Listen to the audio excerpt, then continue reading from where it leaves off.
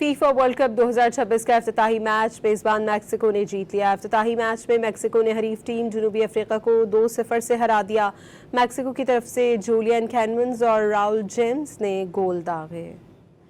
FIFA world cup 2026 का इफ्तिताही match मेज़बान Mexico ने जीत लिया है। इफ्तिताही मैच में जनूबी अफ्रीका को 2-0 से शिकस्त हुई है। मैक्सिको की तरफ से जूलियन कैनवन्स और राउल जेम्स ने गोल दागे हैं। फीफा वर्ल्ड कप का पहला मैच मैक्सिको ने जीत लिया है।